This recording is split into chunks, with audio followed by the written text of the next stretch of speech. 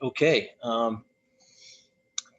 thank you for watching this today. My name is Chet Sunde. I'm a psychologist up in Redding, California.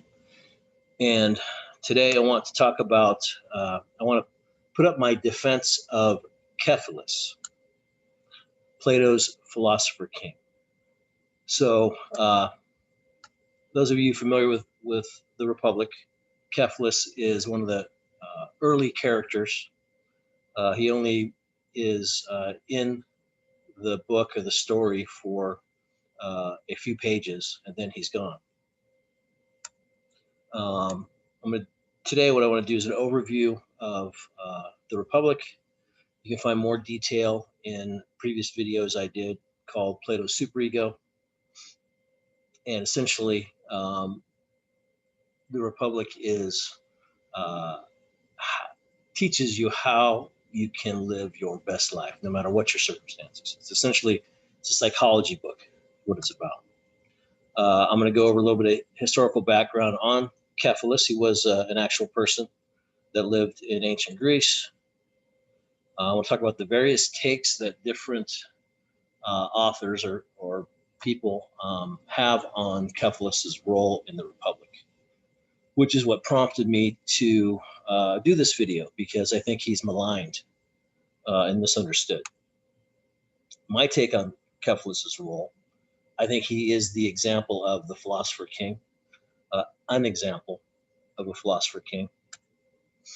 And I'm going to end this presentation with a statement on what I think is the antidote to racism, which is kind of off subject, but hopefully by the end of this, you'll see why maybe it's not off subject. And obviously, with the political, social climate that we're in these days in the United States, I think it's a relevant point. So background on the Republic. The Republic is originally known as the Politeia. It's the Greek name. I believe it is Plato's original title. We know it today as the Republic. It was written, it's estimated sometime between 380 and 375 BC. Nobody knows for sure. And the setting that it's set in is theorized to be anywhere between 424 BC and 408 BC. So it's a myth, it's a parable, it's fictional, but many, or I think actually all the characters involved in the story were real people that actually lived in ancient Greece. And it's presented as a conversation that occurred sometime 408 or earlier. But many people argue that Plato intentionally doesn't date or give us solid clues as to when his various dialogues are supposed to be set, because they're meant to be timeless.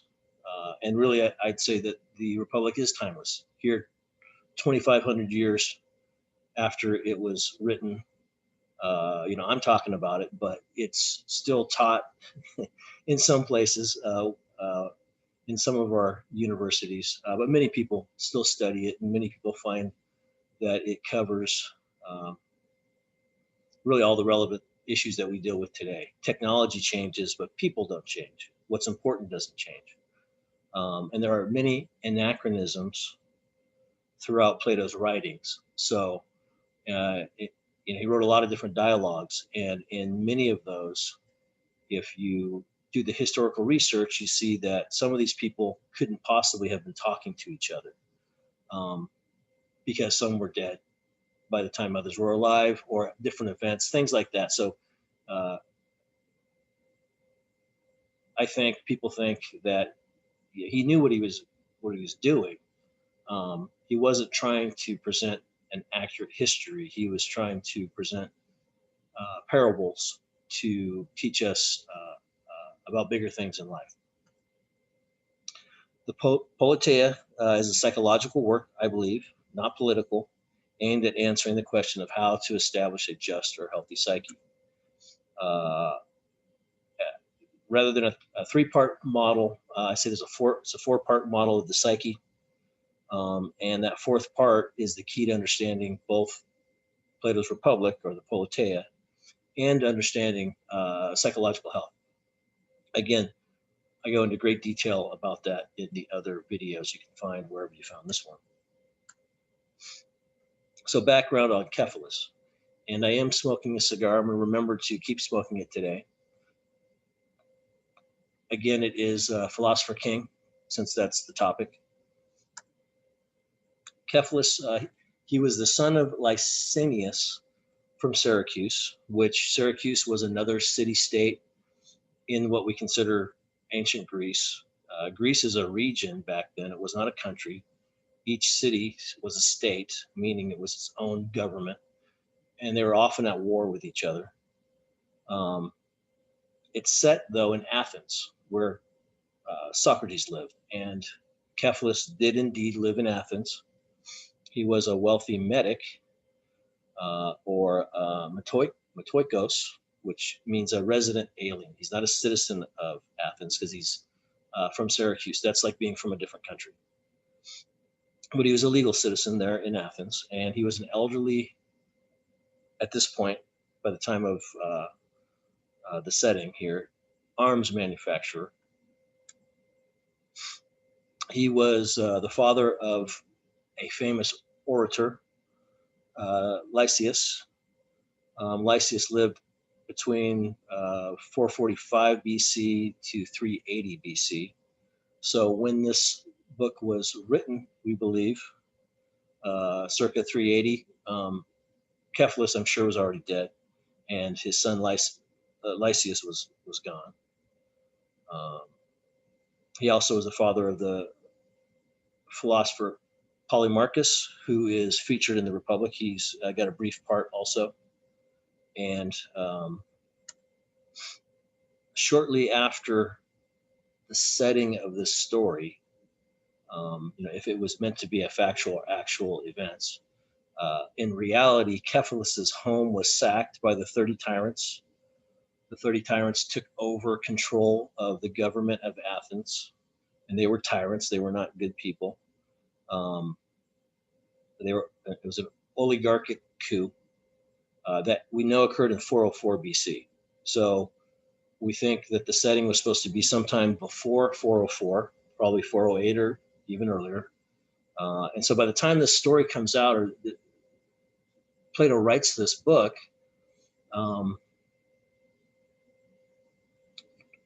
terrible things have happened to Cephalus and his family. He's lost his fortune. One of his sons, one of the characters in this story, has been put to death. He was put to death the same way that Socrates was put to death. He was made to drink hemlock. So his fortunes are confiscated. Polemarchus is executed. So those are the facts that we know about him. Traditional takes on Cephalus. So I've been studying the Republic for many, many years, and what I always heard about Cephalus was he was a bit player. Doesn't have a lot of significance, or his significance is to contrast as an example of an unjust person. So in the beginning of this dialogue, Cephalus is speaking with Socrates and the others, but he doesn't stick around very long. He takes off. So he leaves with a smile on his face to perform some religious activities. So some people say, clearly he's not a philosopher. He shows no interest in philosophy because he doesn't stick around for the conversation. He leaves. Or he's too old and he no longer has the passion, the energy, the love to pursue philosophy. That's a common take on him. Some people say he's simply being polite. Socrates was there with his son and some others.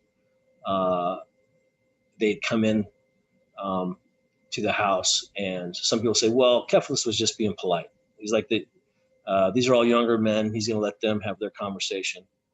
Because he says, stay with these young men now, but come regularly to see us, just as you would to friends or relatives. So he's he's saying this to Socrates, so he's being very friendly and gracious to Socrates. He says, "Come back as if you're a family, but go ahead and talk with these young men. I have things I have to go do." So often people say he's just an example of you can't do philosophy when you're old, which I do disagree with. Some people think that Plato chooses Cephalus and Polemarchus to be in this dialogue to stage an ironic and pointed demonstration of the dangers of caring too much about money.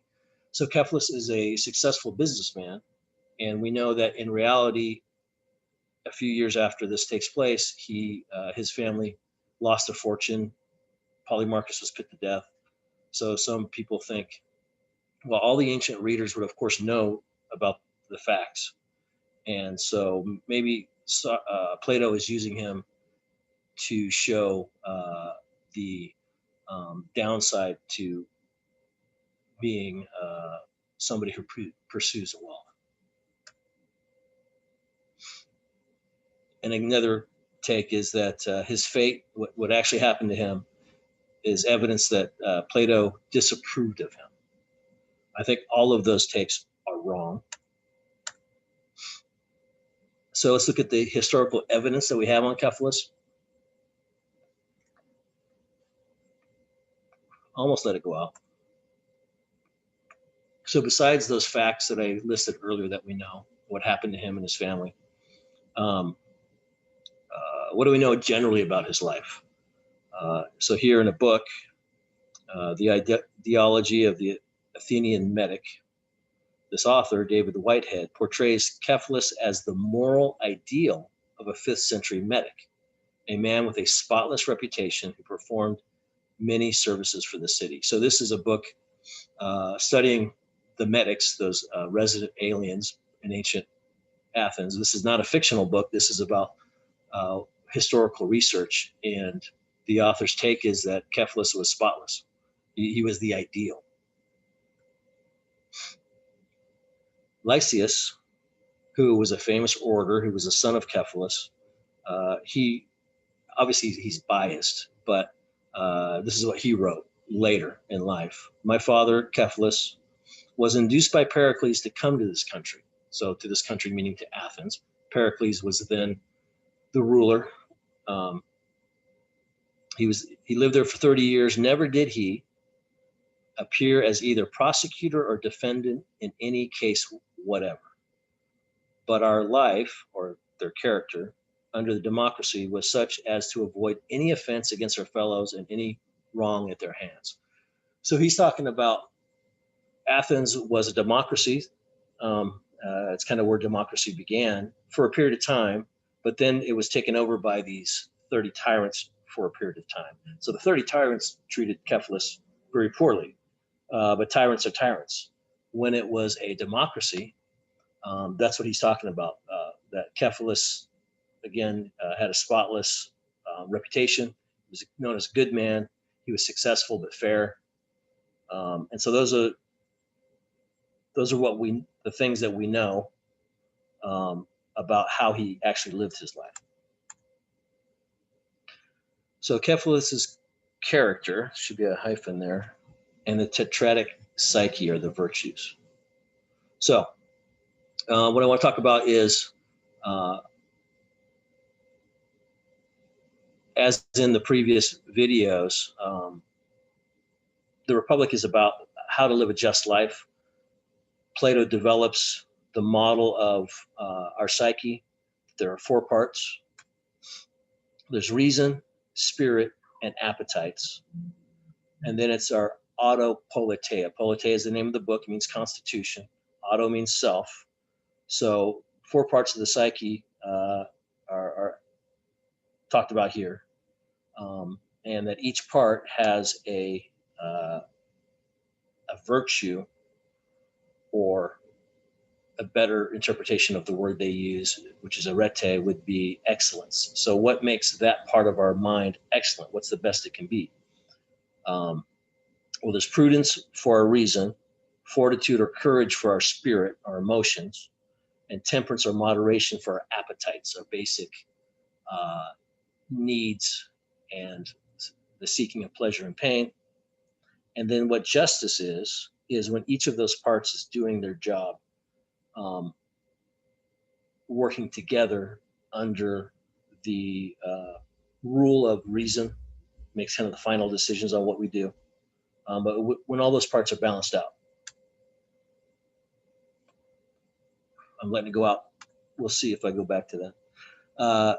So what I'm going to do is going through the Republic, and at least the parts that Cephalus is in, which is only a few pages in the beginning, there are specific traits that we can see about Plato's version of Cephalus. In their conversation, he talks about certain things. There's 8 of them. I'm going to compare those subjects to where they fit in with the parts of the psyche. Cephalus is talking about character. He's talking very generally. Socrates in the book goes on to develop what is a just character by developing a just psyche. So here are the parts I just talked about. 4 parts of the psyche and the 4 excellences. Now, the specific traits. So I'm going to go through most of the dialogue, the actual text, but here's just hitting on these issues. So he talks about the pleasures of wine, women, and feasts, first 3 things. Those all have to do with the appetites, obviously. And Cephalus talks about old age has made that easier to resist those temptations, helps to temper the lusts. But we assume, since he's a successful man, that he had them fairly well tempered throughout his life. But he's talking about what's it like to be old. Well, it actually makes it easier to be temperate. He talks about relationships with friends and kinsmen, as well as fame. Those all have to do with our spirited part, our emotions. It's about our desire for relationships beyond sexual, and wanting to be loved and to be admired and appreciated and respected. And Cephalus talks about those things, and he says it's based on the character of the man, whether you're happy in your life. And so that's the auto politeia, or again, justice. And we're looking at the psyche. 6th thing, wealth, which we know is a tool to fulfill the appetite. So wealth is the love of money is related to being ruled by your appetites, because how do you get all those things that give us pleasure? It's through the use of money to get them. Money is the tool. Cephalus talks about having a moderate fortune, and Socrates observes that he's not over fond of wealth. So he is wealthy. He inherited a lot of wealth, and he built it up bigger than what he inherited, but less than what his grandfather had originally given to his father. And so the theme here is about moderation in wealth. The chief service of wealth, he says, Cephalus, is when you get old, or at any time in life, but he's specifically as getting closer to death, might be concerned about what your afterlife is going to be, if there is one. And Cephalus sees he's at peace with his future after he dies, because he believes that he has paid all his debts to both men and God, and that's the chief service of wealth. Having money helps you, doesn't make you happy, but it's a good tool to be a just person, because it helps you to do just things, specifically paying all your debts.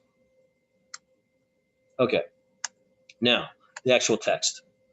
So I'm not going to read verbatim here. I don't want to go too long. But it starts off at the very beginning, or very close to the beginning, when Socrates and this group of people go to Cephalus's house. His son Polemarchus lives there as well. And it's Polemarchus that's saying, hey, come on, Socrates and everybody, let's go have a dinner party, and have a philosophical discussion. And so Cephalus was there. And this is Socrates speaking. I thought him much aged, for it was a long time since I'd seen him.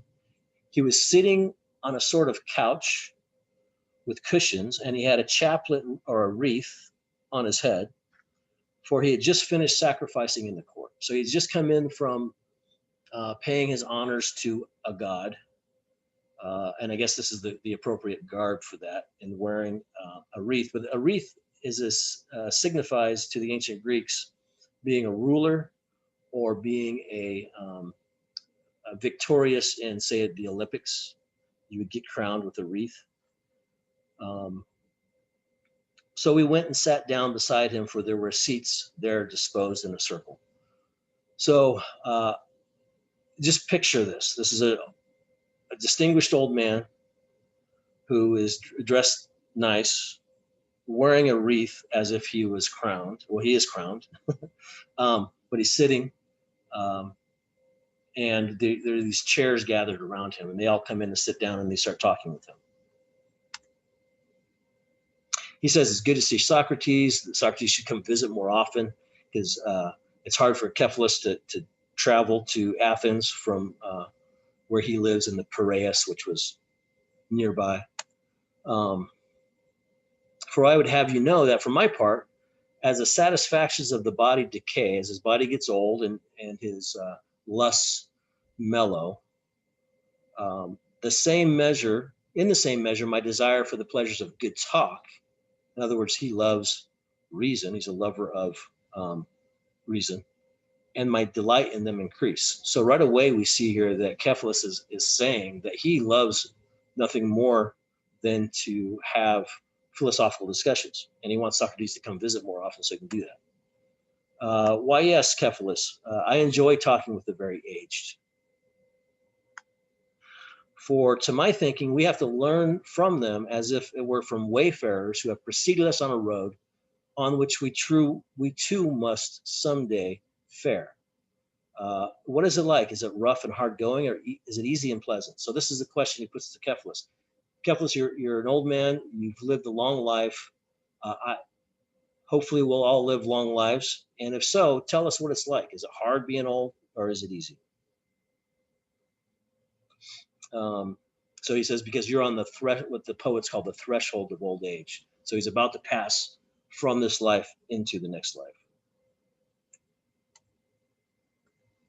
And Cephalus says, yes, indeed, Socrates, I will tell you my own feeling about it. Talks about he often meets with other old men, his old buddies. And at these reunions, most of us make lament. We complain, longing for the lost joys of youth and recalling to mind the pleasures of wine, women, and feasts. So I mentioned those earlier. These people who are complaining, they miss the greatest things in life have been taken from them because they're old. They lived well before when they were young, but now they have no life at all. Some of them complain of the indignities that friends and kinsmen put on old age, and recite a doleful litany of all the miseries for which they blame old age. So Cephalus says, I talk with my friends about this a lot. We talk about being old.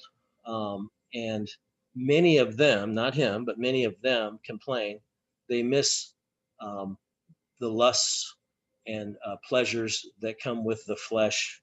And they complain about how they're treated and not honored and respected by kinsmen and friends. So we're getting those topics that fit into different parts of the psyche. And of course, the psyche hasn't been discussed yet in the book, but I'm just trying to compare, making the case for Cephalus being the philosopher king that we get to at the end of the book. So I'm trying to compare these things. But this is Cephalus talking. In my opinion, Socrates, they do not put blame on the real cause. Because if what they said were true, being old sucks because you can no longer drink and party and get with a lot of women, and you no longer have the respect from people that you used to have. if that were true, if old age caused that for everybody, then so would all the others who have come to this time of life would say the same thing. But in fact, I have before now met with others who do not feel this way. So he's saying I would feel that way, and everybody would feel that way that was old. But he doesn't feel that way, and he's met many others that also do not feel that way. In particular, I remember Sophocles. Sophocles is a famous writer, wrote plays. And somebody asked him, "How is your service of Aphrodite, Sophocles?" So Aphrodite was the goddess of love, especially sex. So what the guy's asking is, how's your sex life? Is your natural force still unabated? Are you still able to have sex like you were able to when you were younger? "Hush, man," says Sophocles. "Most gladly I have escaped this thing that you talk of, as if I had run away from a raging and savage beast of a master." So Sophocles is saying that evidently he was very lustful when he was young, and it kind of controlled him. And so now that he's gotten old and that's mellowed out, he's actually relieved by it. And Sophocles was a writer of plays, so we can suppose, like Cephalus, that's allowed him to be even more able to focus on uh, intellectual things, like writing his plays. And Cephalus says, "I thought it was a good answer then, and now I still think so, even more. When the fierce tensions of the passions and desires relax, then the word of Sophocles is approved, or it's proven, and we are rid of many mad masters." So Cephalus continues, "But indeed, in respect of these complaints that we just talked about, and in the matter of our relations with kinsmen and friends, again, there's just one cause, Socrates, not old age, but the character of the man. For if men are temperate and cheerful, even old age is only moderately burdensome." So he's not saying old age is easy or without burden, but it's moderately burdensome if you have a good character. But if the reverse, if you have a bad character, old age, Socrates, and youth are hard for such dispositions. But then Socrates says, "Well, wait a minute, Cephalus, you're a rich man." And so I think a lot of people would say that you bear old age so easily, not because of your character, but because you're rich. So you've got it easy compared to somebody who's not rich. For the rich have many consolations, they might say. Cephalus says, "You're right. They don't accept my view that that it's character that matters, and there is something in their objection, though not so much as they suppose." So he's saying, "You're right. They don't accept my view on these things, and there is some truth to what they say about being wealthy. Being wealthy is helpful, does make life easier. He's not denying that, but it's not. Uh, it doesn't make life so good, or it doesn't solve all the problems of youth or old age like they think it does." But the retort of Themistocles comes in pat here. So he's quoting another uh, famous person from back before them, who, when a man from the little island of Seriphus grew abusive and told him that he owed his fame not to himself, but to the city from which he came. So um, Themistocles was another famous person. I can't remember if he was a politician or what he was, but